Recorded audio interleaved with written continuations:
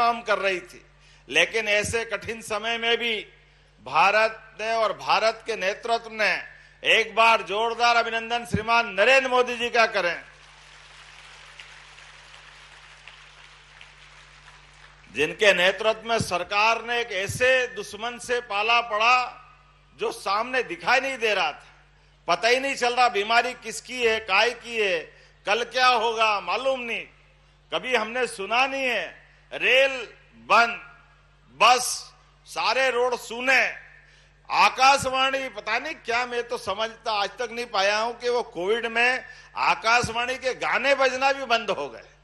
दूरदर्शन ने अपने समाचार और पूरे सारे कार्यक्रम बाद में धीरे धीरे करके रामायण महाभारत, वास्तव में फिर चेतना आई कि ये ज्यादा निराशा के दौर में क्या होगा। लेकिन ऐसे कठिन समय में भी हमारी संस्कृति ने, हमारी जीवन शैली ने ऐसे भीषण खराब समय में भी यशस्वी प्रधानमंत्री के नेतृत्व में ताली बजा कर, थाली बजा करके अपने गांव मोहल्ले सारी चीजों को सुरक्षित रखते हुए दुनिया के अंदर जियो और जीने दो का संदेश दे के दिखाया। यह हमारे लिए सौभाग्य की बात है। दवाई बनाने का मामला आया तो दवाई से अपने देशवासियों की रक्षा भी की, लेकिन देश से आगे जाकर के दुनिया के अंदर 40 से ज्यादा देशों के लोगों को हमारे अपने नेतृत्व ने उनकी भी चिंता की, उनको भी हमारी जैसी दवाई बना करके उनकी जान बचाने का काम भी किया।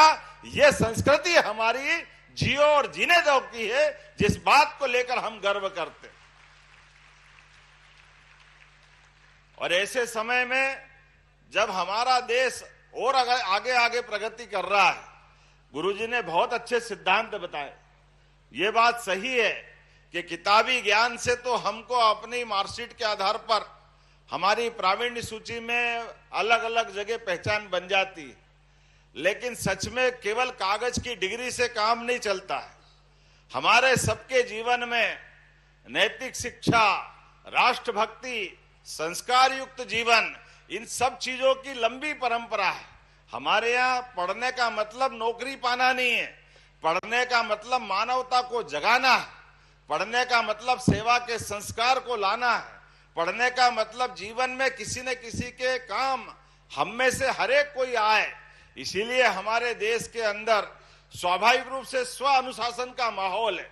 मैं जानता हूं आपके बीच जब बात कर रहा हूं तो गुरुजी के इस पूरे आयोजन में कई सेना के अधिकारी भी संबोधित करके गए। दुनिया के अंदर लोगों को नियंत्रित करने के लिए केवल दंड व्यवस्था है। दंड के आधार पर हर 9 में से एक 10वां पुलिस वाला या सैनिक उस समाज को कंट्रोल करता है।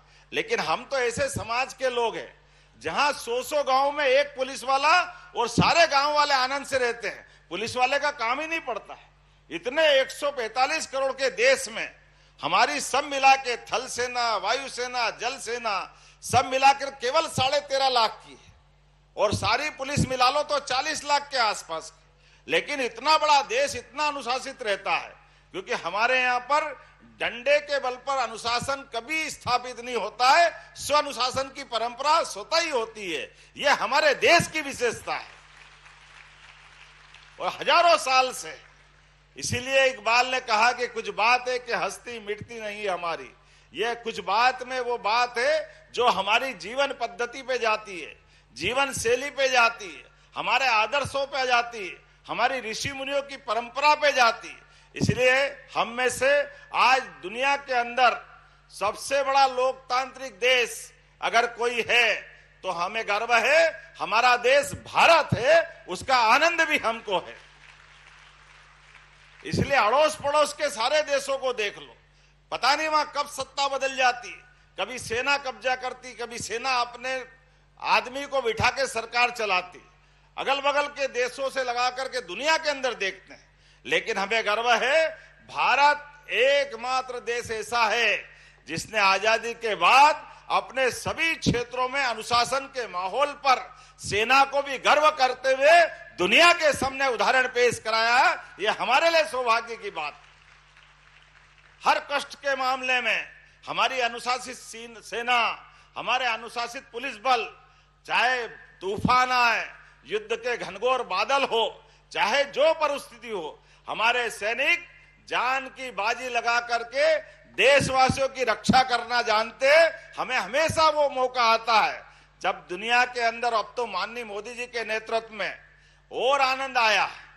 हमारे लिए कई बार ये कष्ट का मामला बनता था, अड़ोस पड़ोस के देश जब चाहे तब हमारे देशवासियों को अंदर आकर के कोई आतंकवादी घटना करते थे, पता नहीं क्या क्या करते थे।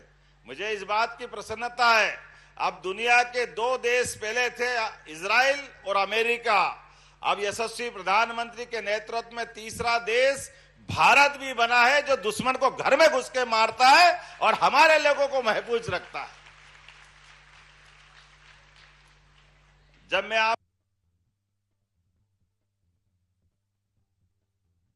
आपको ये सारी बातें बता रहा हूं तो ये युवा पीढ़ी को इस बात का एहसास कराते हुए, जैसे रामायण के काल में हनुमान जी की अपार शक्ति थी, लेकिन उनका शक्ति बल एहसास कराने की जरूरत थी।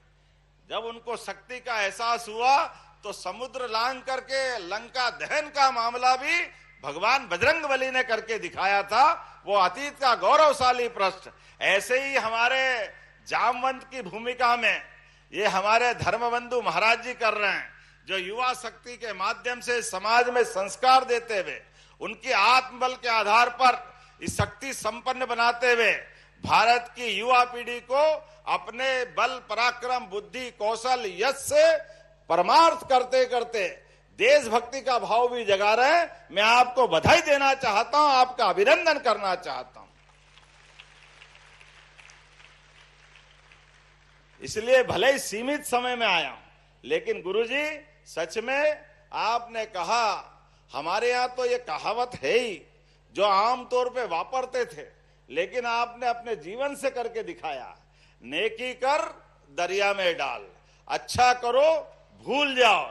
आपने स्कूल, कॉलेज, गांवों का निर्माण, सब प्रकार का काम करते करते जो अपनी लाइन बनाई, सच में वो देवी लाइन है, वो भगवान की लाइन है। मैं आपका अभिनंदन करता हूं मध्य प्रदेश सरकार की ओर से भी। इसी कामों के भरोसे से हमारे लिए हजारों साल से भारत के ऐसी पुण्य आत्माओं ने हमारी सनातन संस्कृति की रक्षा की है। और आज के इस अवसर पर मैं तो पुनः सच में, आज अंग्रेजी साल के हिसाब से पहला दिन है, हमारा दिन तो आएगा गुड़ी पड़वा, लेकिन कोई बात नहीं, आज का दिन हर दिन सवेरा है। हम आमतौर पे जन्म दिवस मनाते हैं, तो जन्म दिवस अगर सरल भाषा में पूछो तो साल में एक बार मनाते हैं, एक बार ही मनाते ना मनोज जी, लेकिन साल में एक बार नहीं। जन्म तो हमारा अभी हाल हम सबका जन्म हुआ है, इसका मतलब एक एक सांस से हमारा जीवन है। 21,500 सांस हम सबको एवरेज 24 घंटे में जीवन प्रदान करती है। 1 लाख कोशिकाएं मरती है तो हमको एक दिन जीवन मिलता है। ऐसे में प्रति क्षण हमारे जीवन में बाबा महाकाल ने अपना समय नियत किया हुआ है, और उस नियत समय में परमात्मा हमसे जितना अच्छा हो सकते जरूर कराने का मौका देता है। और ऐसे में आपके माध्यम से उस दिए गए मौके को सही दिशा में ले जा करके आपने जो जीवन दृष्टि दी, मैं आपका वंदन करता हूं, अभिनंदन करता हूं। मेरी अपनी ओर से पुनः अच्छे आयोजन की बधाई देता हूं। बहुत बहुत धन्यवाद। भारत माता की।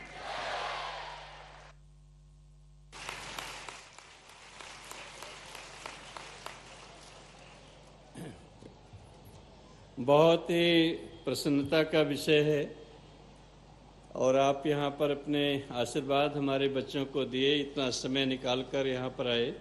अब मैं श्री जवाहर भाई चावड़ा से अनुरोध करूँगा कि वो आएंगे, कुछ अपने विचार 5 मिनट के लिखे। नहीं, मनोज यादव जी,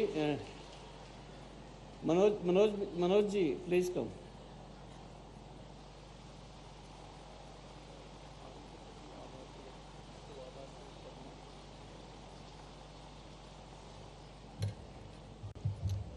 हम स्वामी जी की ओर से इस शिविर के में शामिल तमाम अतिथियों की ओर से इस शिविर में शामिल तमाम भारत देश के भिन्न भिन्न प्रदेशों से आए विद्यार्थियों की ओर से, उनके अभिभावकों की ओर से, उनके शिक्षकों की ओर से हम अपने लोकप्रिय मुख्यमंत्री आदरणीय डॉक्टर मोहन यादव जी के प्रति आभार व्यक्त करता हूं कि आप अपने बहुमूल्य समय को निकालकर आपने इस शिविर में आने का कष्ट किया, अपने संबोधन के माध्यम से यहाँ के बच्चों को मोटिवेट किया, भारतीय संस्कृति के बारे में जानकारी दी और वो आपने बताया कि आने वाले दिनों में हमारे आदरणीय प्रधानमंत्री नरेंद्र मोदी जी के नेतृत्व में यह देश 2047 तक विकसित भारत बनेगा। आप इन सब बातों के साथ मैं आपके प्रति आभार व्यक्त करता हूं, आपको धन्यवाद देता हूं। बोलो भारत माता की, भारत माता की।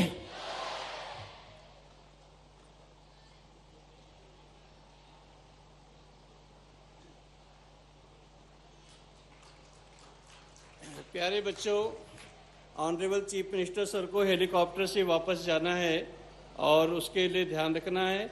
जब तक कि ये हम लोग